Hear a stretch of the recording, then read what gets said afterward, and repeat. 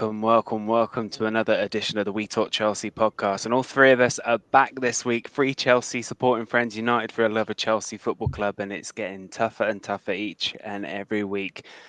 Points shared at the Vitality Stadium, Chelsea drawing 0-0 with Bournemouth despite many chances, many opportunities. It seems like we're repeating ourselves each and every single week. Charlie, I'll throw it across through to yourself. I mean, you had the opportunity to sit down and watch the full game when it comes to it, and I'm going to be honest. In my opinion, I thought that was one of the most boring games of football I've ever watched in my life. I don't know about you. Yeah, it was certainly up there. It was just it was a nothing performance. I thought from us again. It was the same old story that we've been having, for beyond this season. Couldn't get the ball in the back of the net. Not quick enough in possession. Taking too many touches in the final third. Trying to play counter-attacking football, but with no urgency. Slowing the game down way too much. Laboured would be the word I would say to describe it. Just very boring to watch these days. I find Chelsea. It's hard actually to watch. It's not. You don't get excited to watch these matches anymore. It's very kind of, but yeah, and obviously the result is below par. We need to be picking up points, especially against teams in the bottom half of the table if we're going to finish in the top half. And it sounds like a bit of a crass statement, but that's kind of the way that you end up in the top half of the table. So I just thought it was just under par. We've obviously got a few games coming up that we've got a potential to pick up points. Or we should be picking up points, and then after that we're on a stinker of a run. So it is concerning that we're not going to be we're not getting points on the board yet. But obviously there are plenty of other reasons which I'm sure we'll delve into as to why that is.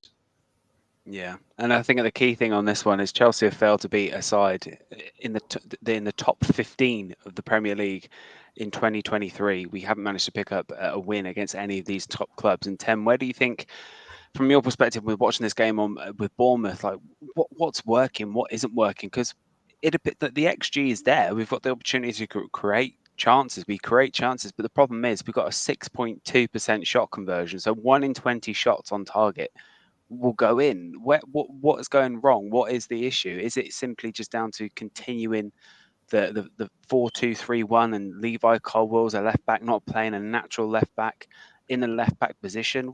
What is it? Yeah, so like someone said, it's almost like watching full play FC. Like there's just no end to it. You know what I mean? Blue ball FC, as you may, or whatever you want to call it. It is a lot of good build-up play, but how many of those chances are actually quality chances? If you know what I mean, it's maybe 1 in 3 of them. Not 1 in 3, maybe 1 in 15 of them are actually quality chances. The rest of them are sort of half chances or just go down as a shot because, like Jackson yesterday, I don't know if you guys saw the left foot shot that he took. Terrible shot, but it goes down as a chance, but it's not a great chance. I mean, it was near enough, at the corner of the 18-yard box and no angle to shoot from. So I think it's a combination of the fact that we don't create enough quality chances. But then again, at the same time, these players, I think also at the same time, when you see them, because Bournemouth gave us that centre of the pitch to run into, most of where our attacks came, right in the centre of the pitch. And then you see, as soon as we reach the 18-yard box, it's sort of panic. I don't want the ball anymore. Give it to someone else. Sort of, you take responsibility now. It's not my job to score the goal, sort of thing. And I think in that scenario, you need someone to be brave enough to think, you know what, let me just take the shot and shoot, which Gallagher did, and he almost scored from it. But you need more things like that. And even Jackson first half hit the post. So chances, things like that, we need to, I think, create more abundance of, like, quality chances as well as just shooting on sight, sort of thing. So I think it's not a case of us. Obviously, us playing players out of position doesn't help. It create maybe the abundance of chances, but when we do get there, I think it's more of a player decision thing, and also maybe a manager setup, maybe. But at the same time, it's something I've alluded to since the start of the season. Before a ball was kicked, I said I don't see that many goals in this Chelsea team, and it's kind of showing itself to be true. Yeah, I mean, Charlie, where do you think that rests in terms of player mentality? Because obviously Chelsea have had the same issue. We can create chances for the past, you know, season and a little bit, season and a month. We've created the opportunity. We just can't seem to put the ball in the net. We have 5 managers in that time frame. We've got a brand new squad of players. Admittedly, half of them are now out through injuries. Where does this mentality? Where does it sit? Does it rest with the players themselves? Is it down to Pochettino? Is it just simply down to poor recruitment on, Paul Winstanley and the other fellas? I can't remember the other guy's name. And is it his behalf? Like, what is it? What is this issue? Why aren't we being direct? Look at Raheem Sterling when we were playing against West Ham. Like, he was weaving in and out of players, direct, running with the ball with confidence. What is this? What's the issue? I think it is just that. I think it's just confidence. I think they seem to go one step forward sometimes and then 2 steps back. I think when we had the Luton game, I think everyone got quite excited, and then the next week it's back to the we look Luton because it was West Ham after Luton, wasn't it? So I think it's West Ham, and then it's back to square one again with Forest, and then we go into this match after that, and we haven't scored goals, and then everyone's talking about it, and then we just go and do exactly what everyone expects us to do, which is to not put the ball in the back of the net again. No doubt we'll probably do the same on Sunday. It's just I think it is a confidence thing. That they've, although yes, it is a relatively new team. A lot of the front line were here last season. A lot of the players, to be honest, involved in these build-up. Gallagher was here last season. Enzo was here for half of last season. Mudryk, Sterling. It's only Jackson really who wasn't. I mean, and Jackson again. I don't know. He started quite well, and he does get himself in quite good positions and stuff. But again, it's the same old. He can't put his conversion rate, I would say, just isn't quite good enough at this level at the moment. So that again, and that's as a striker, you would say that was a confidence thing more than anything. But I think it's a combination. It's a combination of all 3 of those things that you alluded to. It's player recruitment. They're probably not. Jackson's probably not quite good enough right now. Anyway, he's probably not quite the finished product at the moment, I would argue. Nor is Mudryk. There's that. That's one issue. There's a confidence, and then Pochettino not being able to somehow, because what it seems to me is they're not that far away. It seems like they just need to move the ball a little bit quicker, and they just need more intricate passing in that box. They just need to be able to sort of, it's just frustrating. They seem to like they've got the pace going up front. They've got all these decent players who's got talent and everything like that.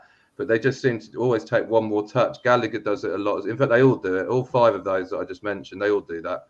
They take too many touches in that final 18 yards. And they don't move it quick enough in the middle. And by the time they get to the byline, they get crowded out in the box.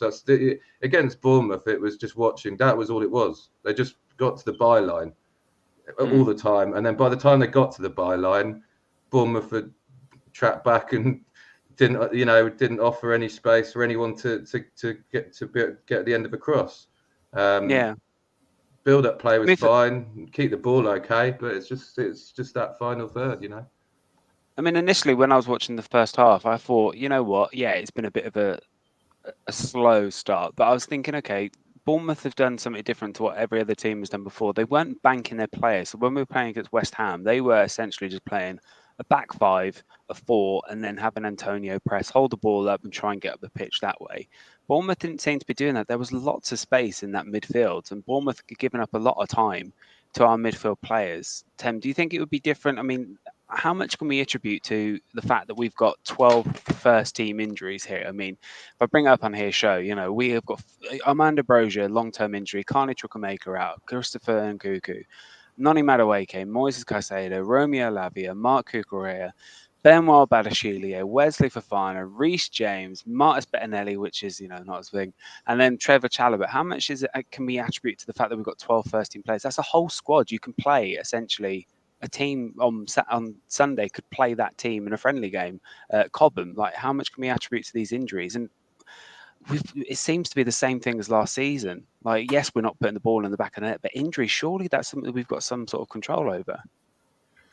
Yeah, I think some of those could be attributed to maybe poor player choice. Maybe I don't know if there was enough scouting done about some of these players' injuries. You know, Wesley Fofana's notoriously always been injured.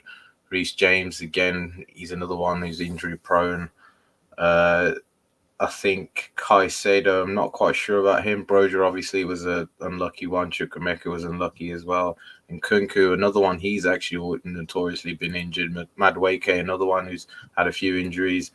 So again, like it's half and half really. I don't know how much I would blame on just injuries because I still think we have quality players as a team right now. If you look at our starting 11, I think we should still be beating Bournemouth. I don't think that's down to us having injuries. I think it's a little bit of an excuse because if you look at the chances we had, or chances we could have put the ball in the back of the net, you couldn't say to me, Sterling couldn't have scored the chance he fluffed in the first half where he was through on goal and he completely hit the floor and he just went out for a throw in. I think Jackson, again, another header fell straight to his head where he didn't anticipate it. Chances like that, you need to be able to score. And I don't think we even have anyone in our squad better suited than Jackson to score a type of goal than that. So in scenarios like those where, even against Forest, where he had the easy tap-in chance to score, he fluffed it over the bar. You wouldn't want it to fall to anyone else but your striker. So I get what you mean in terms of our injuries probably don't help us in the long term, especially over the busy Christmas period and, when we have loads of games back to back. But in terms of finishing as a squad, I just genuinely don't think it's good enough at all. And that's maybe a lack of experience as well as injuries. So I don't know. I'll throw it back to you, Tom. What do you think? I think, in my opinion, I do agree we should be getting more from these types of games. We really should. But I think a key thing for us now is we're now having to play against teams that don't fear playing Chelsea.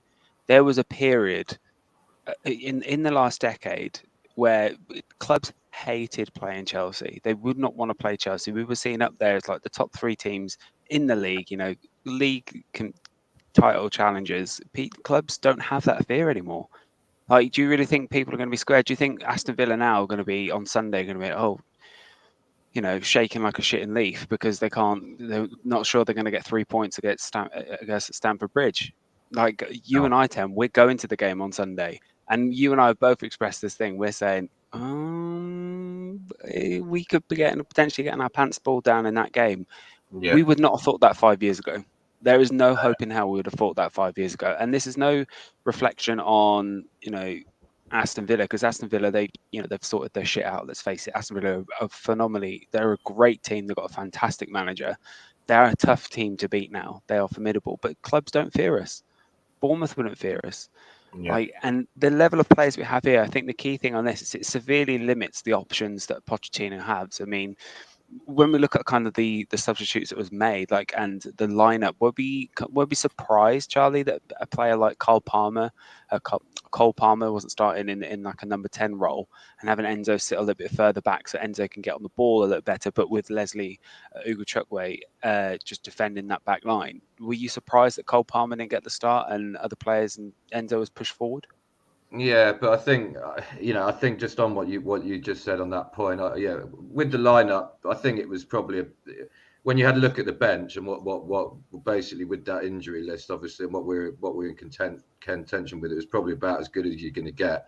Palmer, realistically, okay, maybe we could argue that one, but apart from that, there wasn't a lot more that he could have really done with what he had available, with the tools he had available. But it's still enough to win that match.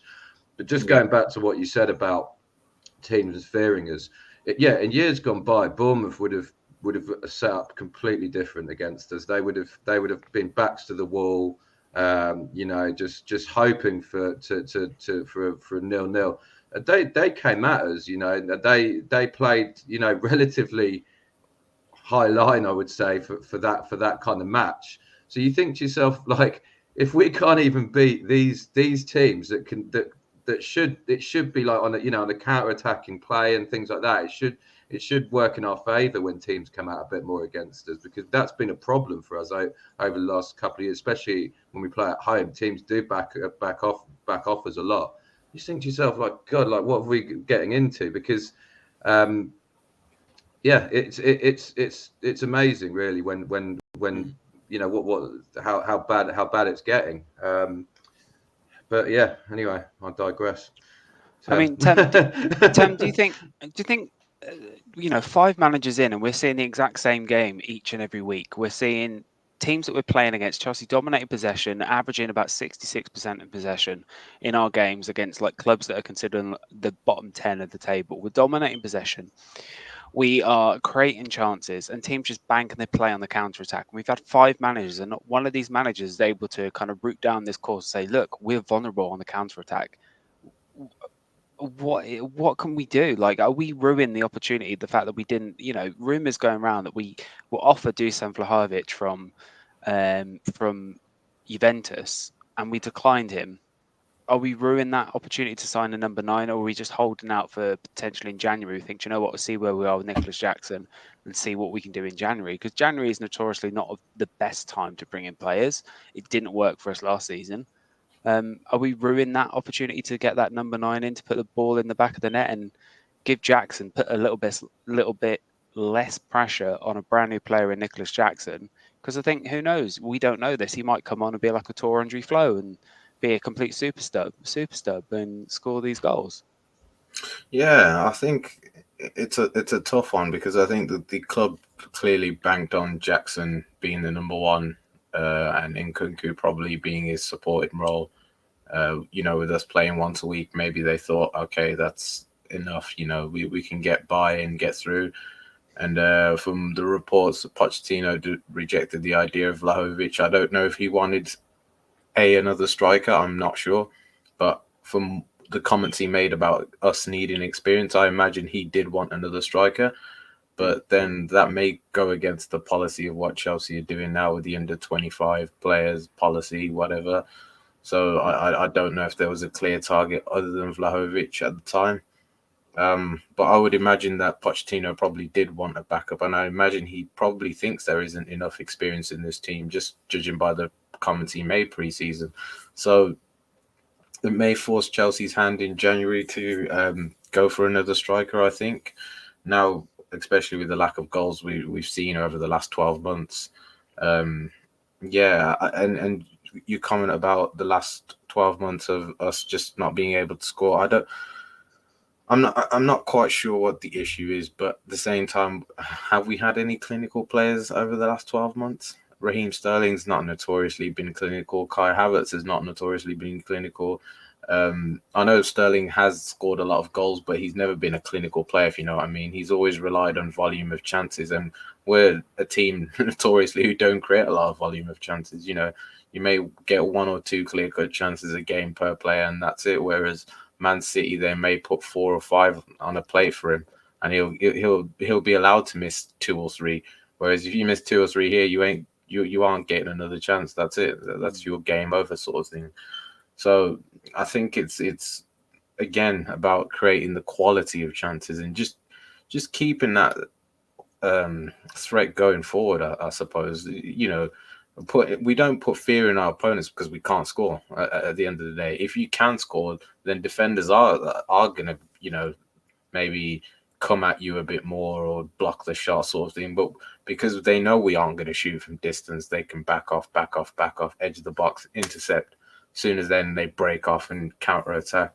Whereas before, years gone by, if you sat off us at Stamford Bridge, our midfielders could shoot edge of the box. We could cross the ball into the box to a striker or whoever to header, and we just haven't got that, or a bit of magic from Fabregas, Hazard, whoever it was, But now we don't have any of that. It makes it 10 times harder. So it's kind of this a situation, I suppose. Even when you play football, you may have the best players on your team, but if you all are just going to pass the ball across to each other, and one time you pass the ball loosely, the other team has got the free run at your goal. So I think that's what we're seeing a lot here. And a question I wanted to ask to you guys: do you actually think the size of the pitch at Stamford Bridge sometimes hampers us when we're playing against low blocks? Because a lot of match-going fans don't quite think that the size of the pitch does have an effect. But when you go to some of these grounds, you do see the difference in the size of the pitch. And do you think that has an impact on a footballer having that 2-3 maybe extra yards of space?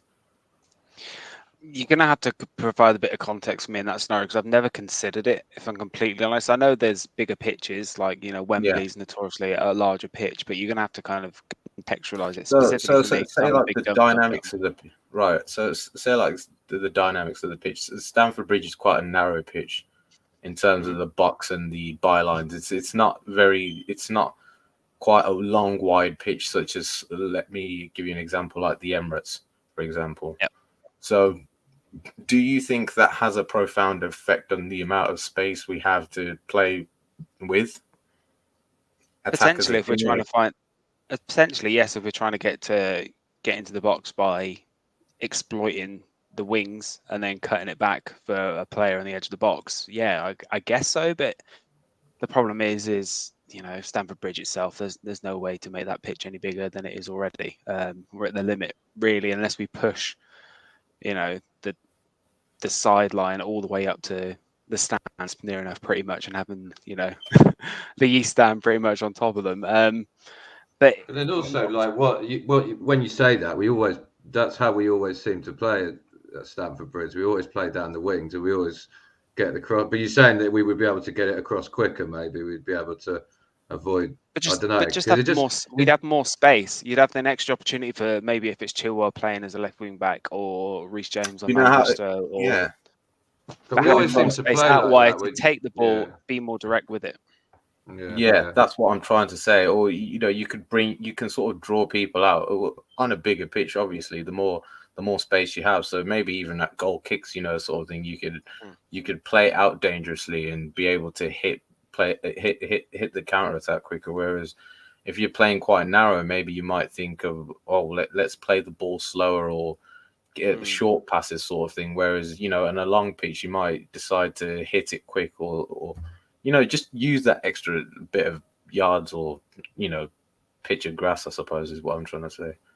I don't know. It's worth considering. It's the first I've ever thought about it. Completely honest, and I suppose it's because there's no solution to it, is there? Really, because like you say, we're just looking for any advantage, really, aren't we? Yeah, but you can't. But I don't think it's particularly possible to do anything with the that's teams actually doing it. It might be a reason, but it's never been a reason in the past. You still have to remember we've won plenty of Premier Leagues on that pitch, and we've played with plenty of wingers on that pitch and everything else. So you got to look at it in that sense as well. We've I don't know. It's like you play to what you got, don't you? And it's just, I don't know. Yeah, but that's the way I think now it's even harder because, like you said, we don't really have any aerial threat whatsoever.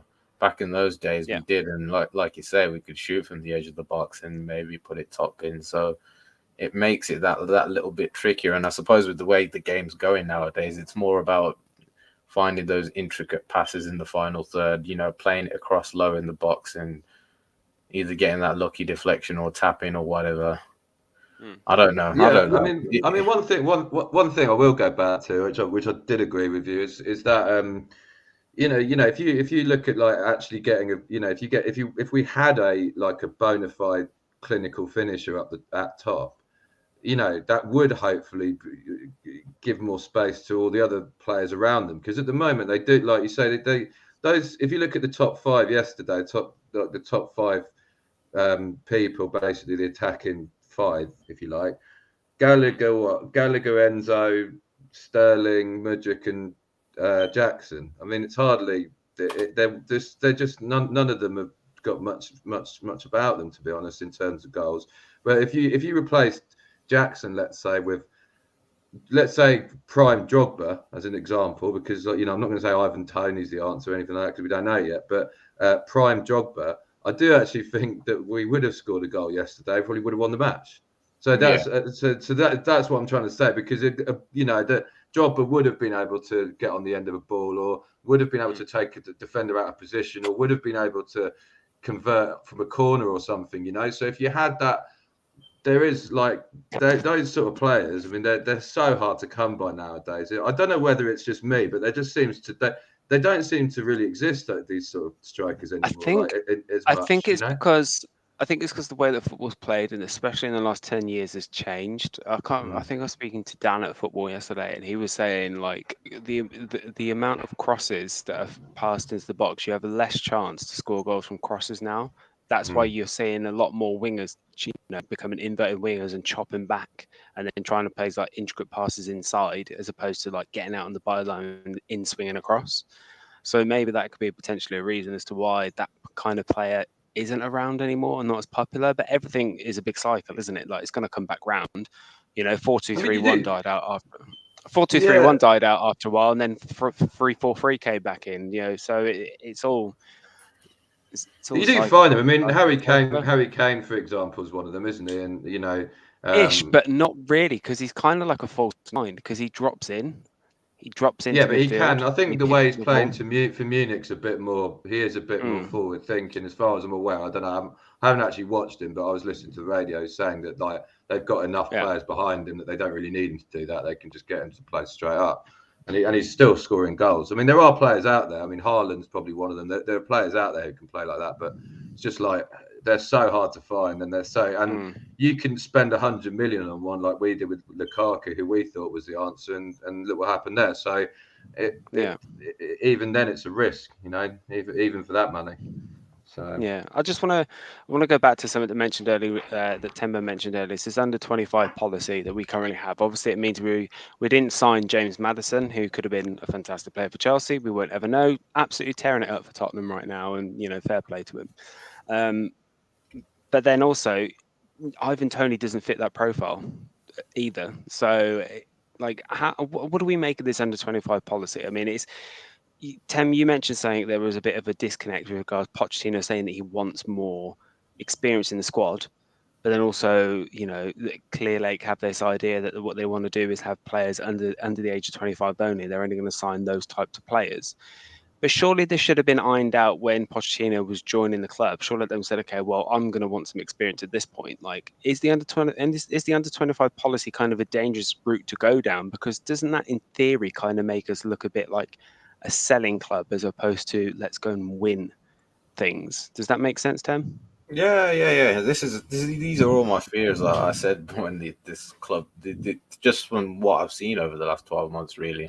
Is do you want to be a winning power? Do you want to be a selling team? And I think this season will tell. Well, I think it will tell, because you kind of have to go one way or the other. If you don't win, you have to sell.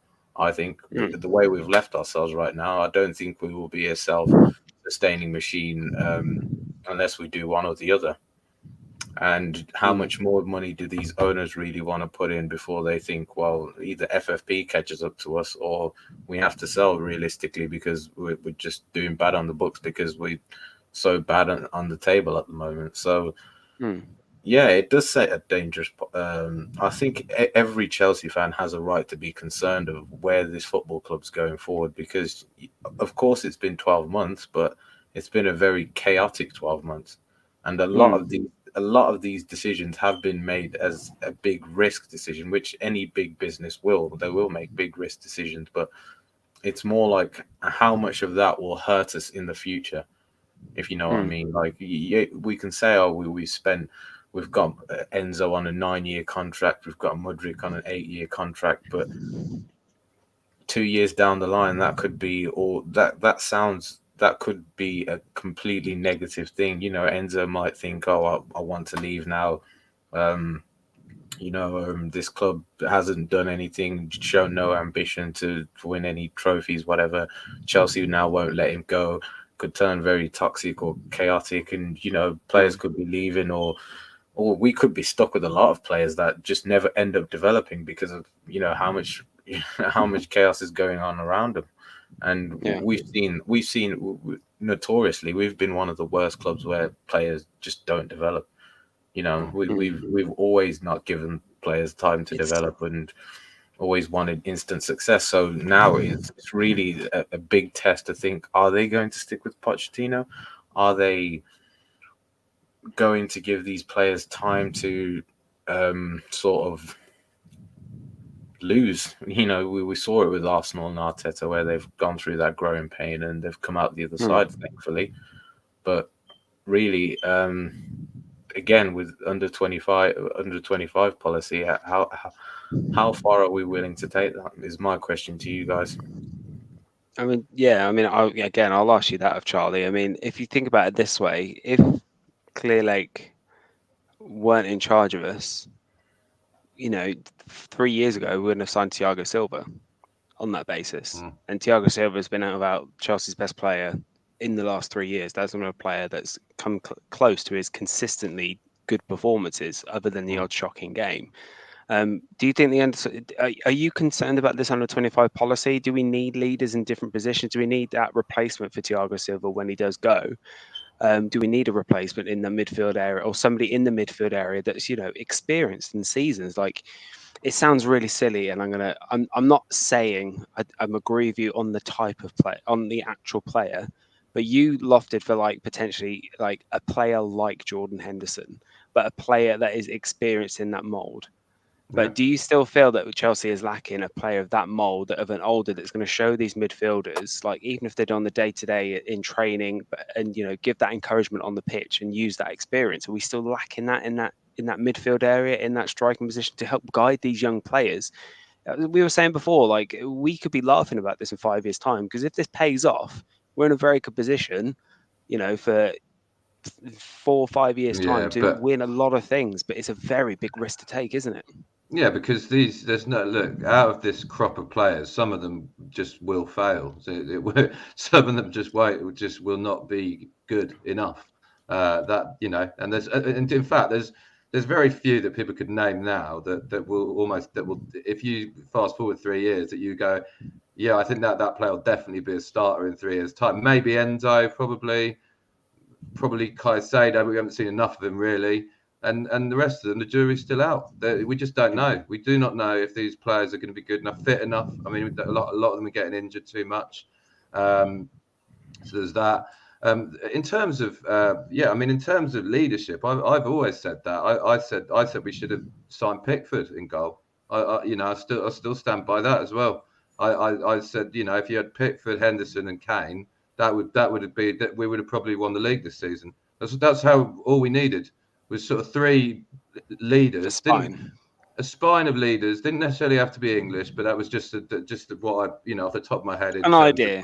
A Premier League sort of players. We declined the opportunity to sign Marco Verratti as well. Yeah. He's a seasoned midfielder. He could have done a job. Yeah, and this is the problem. You need these sort of leaders, and the problem is Silva's. Look, I don't think Silva will be here next season, especially the way it's going. He's the one who last season seemed like the most pissed off, to be frank about it.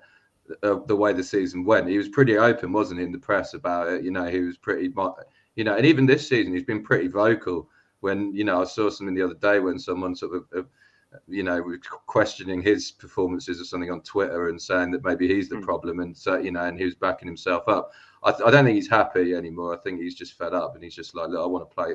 He's a winner, isn't he? He just wants to play for winning teams. He's not interested in losing every week. So I think once he goes, I mean, it's I don't see any leaders in that team once he goes. I really don't. Even Reece James he's still young. People forget that he's still young. He's only probably played for Chelsea less than 100 times or something. He's not played for us that many times because he's always out injured, and he's always out injured. So it's like, so you got that problem. I don't know. I think we need leaders, and we need to buy older players. We need you need these older players every now and then. They're useful. in the team. I mean, look at like Man United with what's his name, Casemiro and Ericsson, these type of players. They do Varane. make Varane, yeah, they make a difference to the team. There's no doubt. They don't have a negative effect on the whole. Yeah, So I mean, I think it's time coming for this. So we saw like Nicolas Mudryk make his first start for Chelsea this season. I think it will be. We should probably have a discussion about that, just because Mudryk's been with us now since January last season.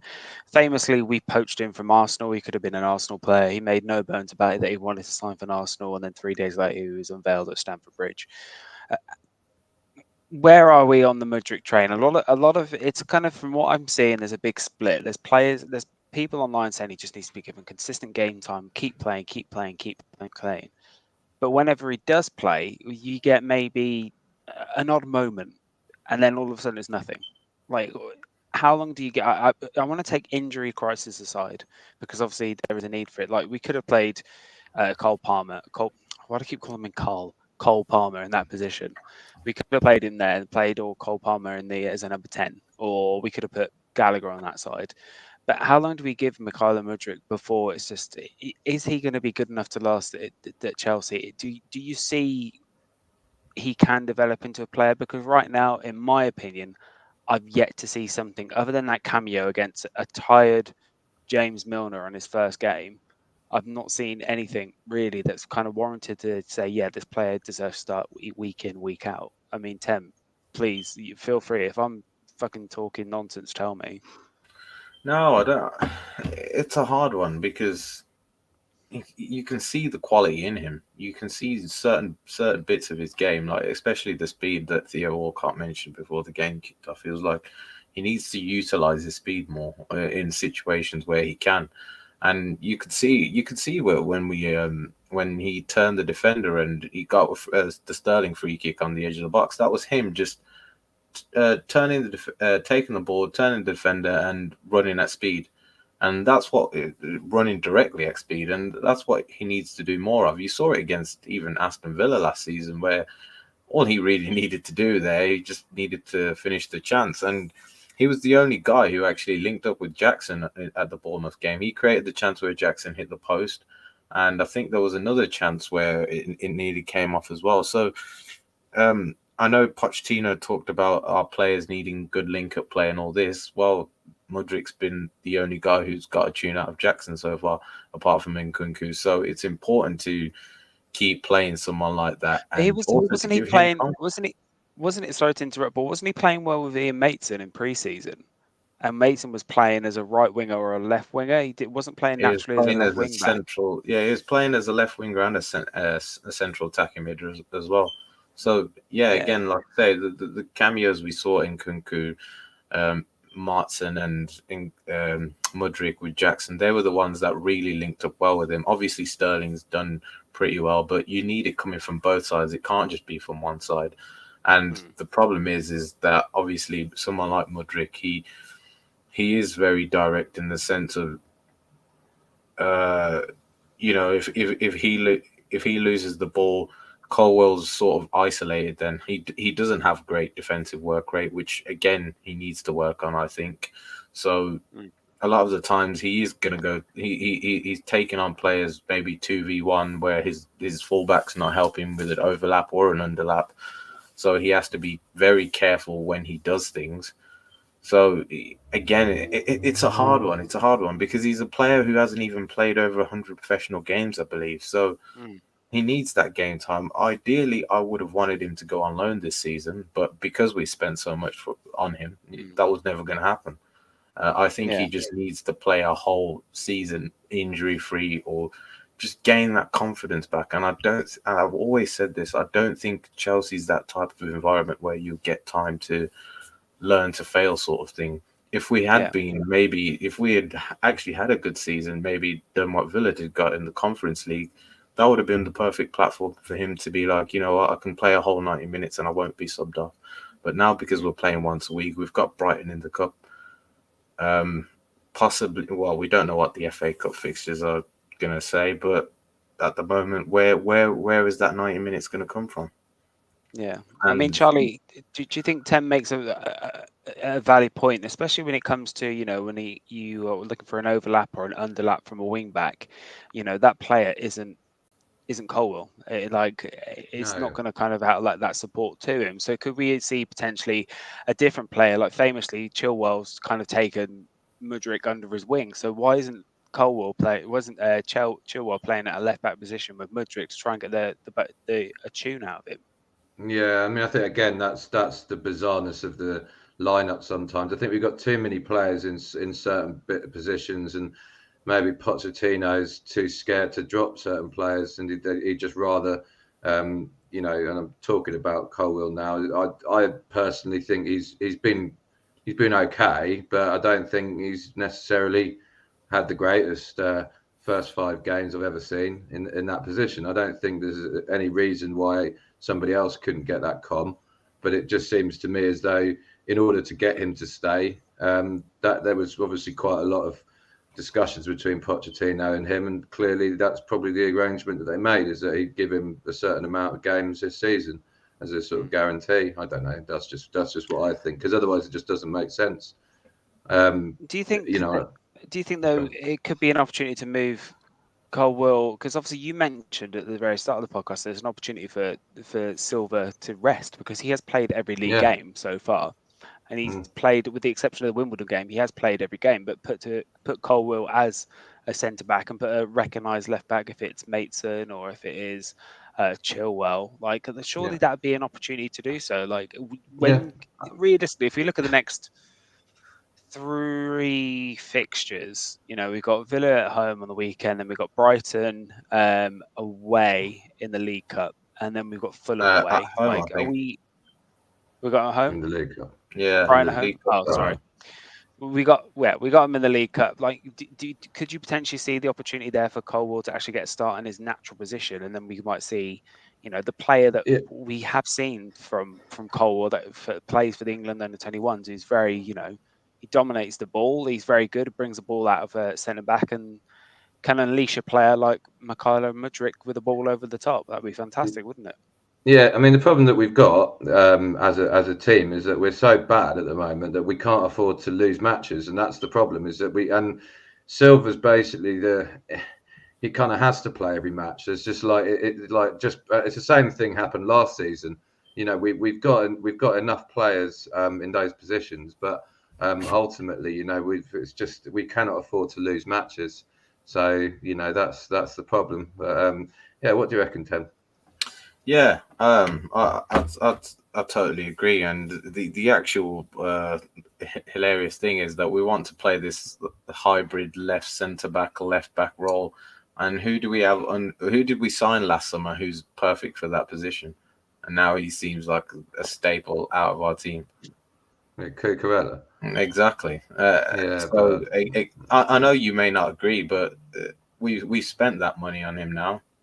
We chose to keep him, and he's true. completely useless at the moment. So you think we've got an unwanted asset there who's probably ideal for a left centre back, sort of left back role, and maybe if you moved Colwell to the other side, or um, maybe replaced him with Silver, if Pochettino did that, I think that could work more for the team if he wants this setup. The problem is that he's playing players where they're not comfortable being. I think Cucurella would be much more comfortable there than Levi Colwell. I don't know if we'll win, but that's more of his profile than what we're seeing at the moment. And the bizarre comment that he made after the game was he didn't want the fullbacks to go forward that much. So again, what are we doing in terms of that sort of style of play? I'm a bit confused as how does he expect us to attack the box and score Yeah. goals if our fullbacks aren't high and wide? Because I remember under when he was at Spurs, that's the notorious thing he did with Walker and Rose were really high and wide. Dyer dropped in at centre back and sort of Wanyama in that midfield.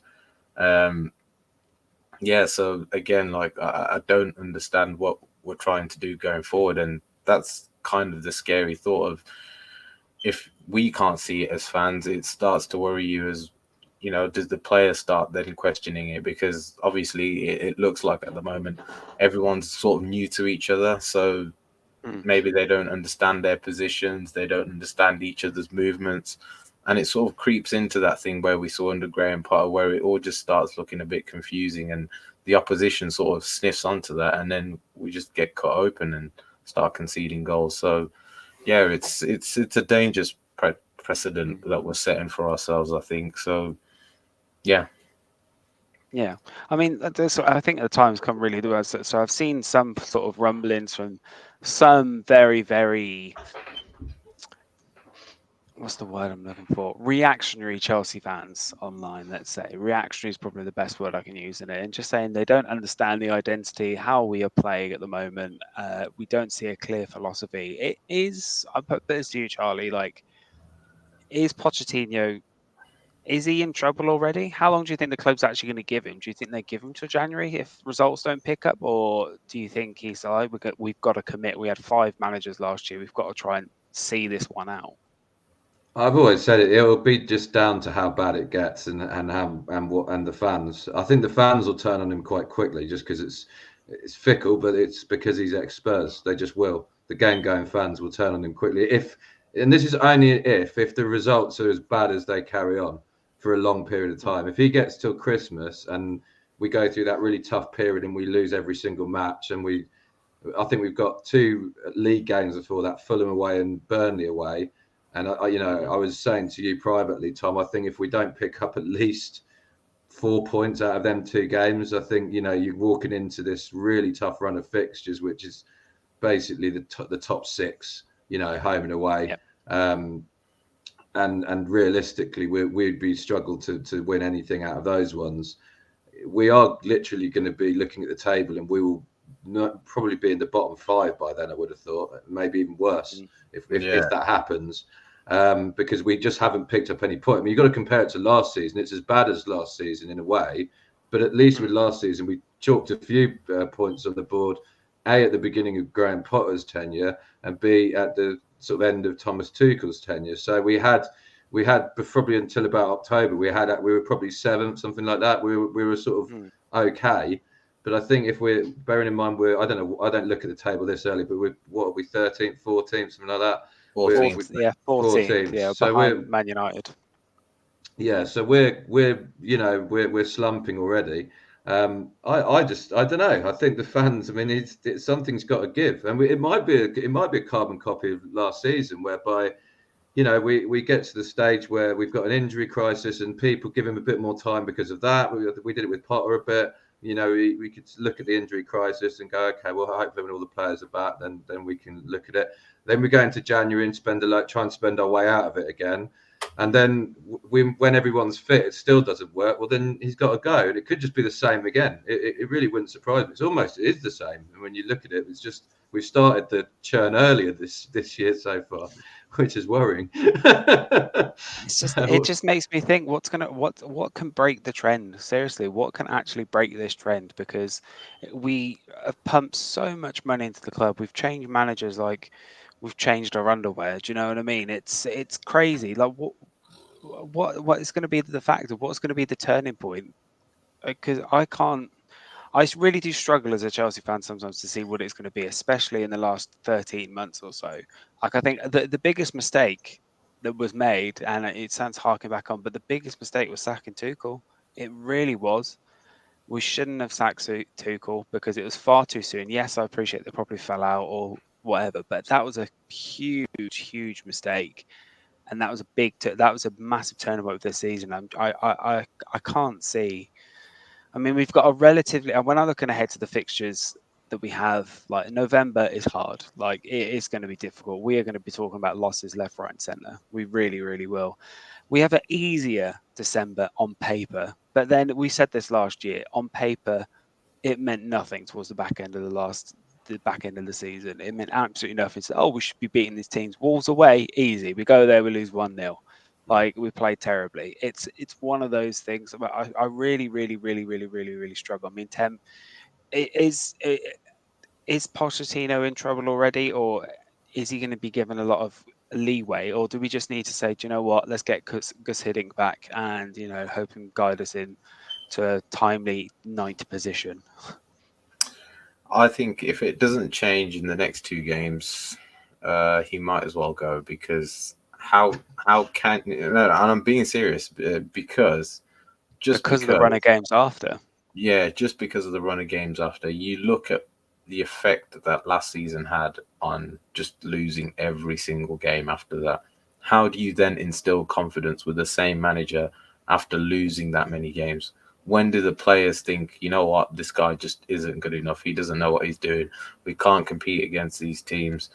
And you saw it with Lampard when before the first time round, and then all of a sudden these same players just turned up, looked like a different team. Okay, Wolves at home with Tuchel's first game, it was a bit of a stalemate, but then after that, it breeded a load of confidence. We saw a completely different type of Chelsea. Um, Mm.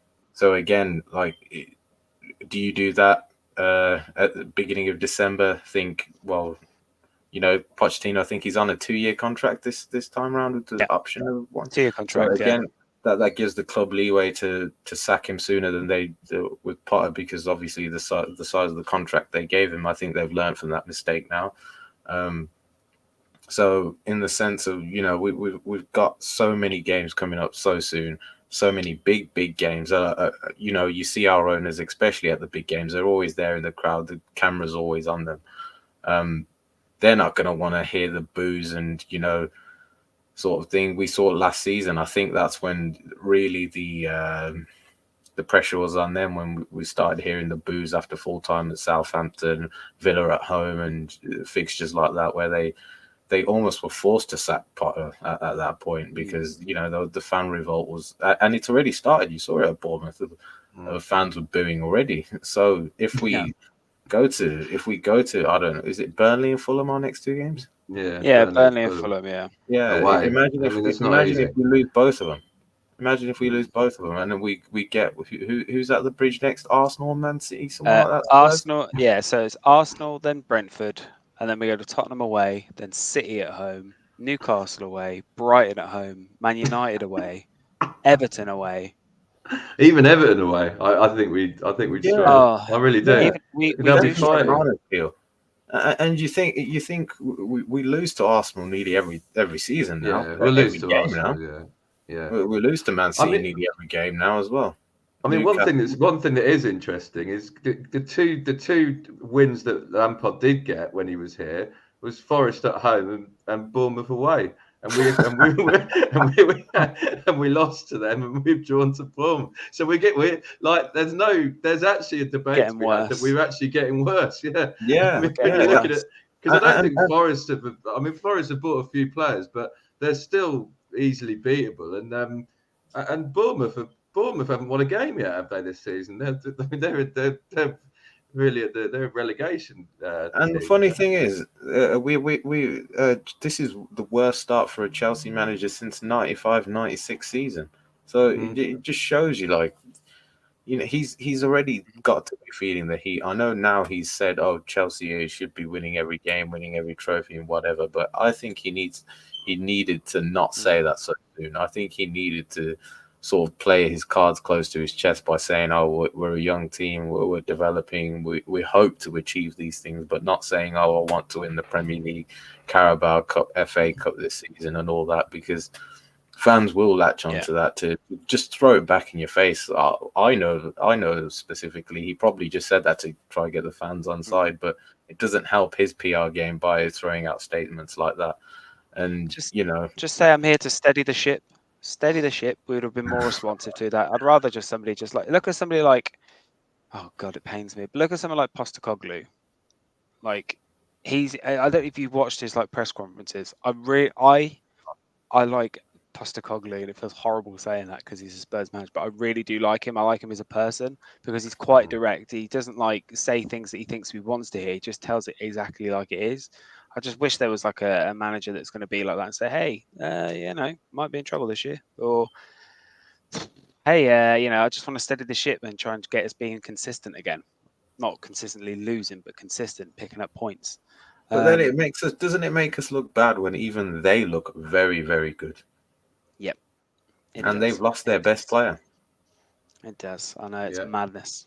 So, yeah. Anyway, we need to look forward. So this weekend, Chelsea welcome high-flying Europa Conference competitors, Aston Villa to Stamford Bridge with a 2 p.m. kickoff where Temba and myself will be in attendance. We'll probably do some sort of recording on the way down, probably put a little post up for you all to watch. There's a nice little review post-match, and we'll find a way to do so. But we need to look forward and say, boy, who do we want to see? Who do you want to see start this game? I mean, Caicedo should be back at this point.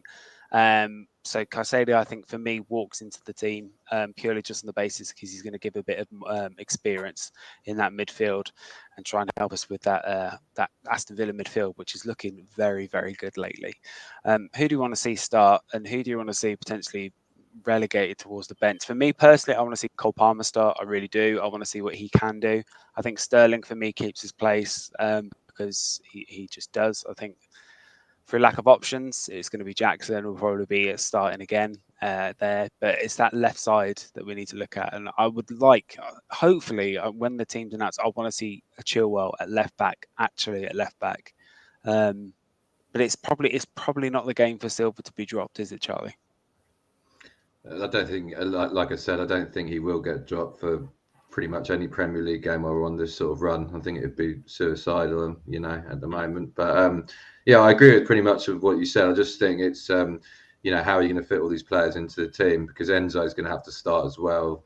Maybe I suppose Gallagher's probably going to be the one dropped down, but Gallagher seems to be playing every match virtually at the moment. He seems to be the blue-eyed boy, doesn't he, at the moment? So, I mean, you could see Enzo as a number 10, like he played against as Bournemouth again, or given that kind of free kind of role. Tim, you're shaking your head. No, he was awful. He was awful. Yeah, he was really bad, awful. I think the positions he picked up, well, not really to his. I'm not saying it was his fault. It was more where he was played at, because you saw he was receiving the ball on the half turn. He's not notoriously a quick player. He's not a player who'll hold off play and dribble into space. He needs the game in front of him. He's the one who sees a pass. He's the one who can sort of dictate the player. Playing him at the 10, I think, is just a total waste of time.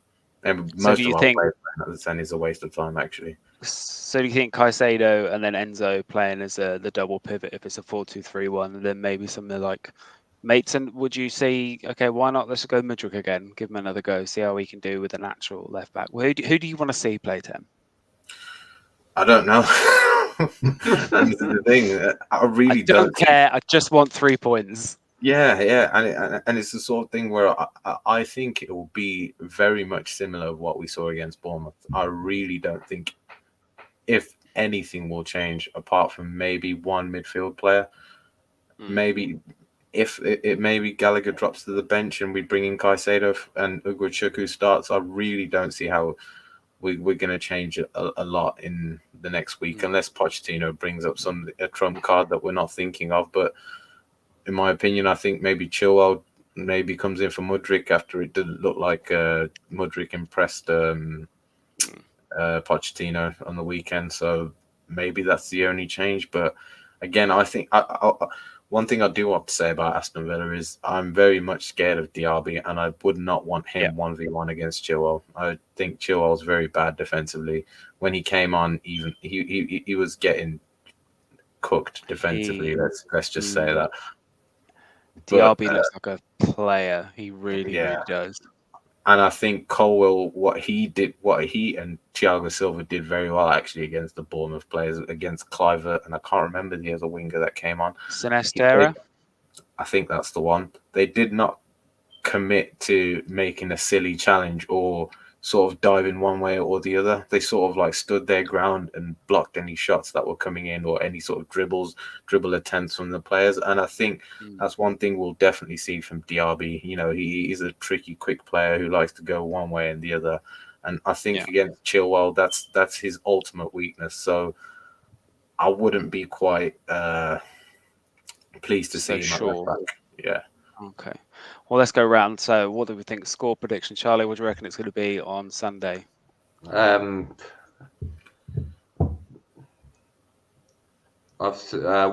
Villa, I'd say, probably on the law of averages at the moment. 1-0 Villa. Tem? Yeah. 3-1 Villa.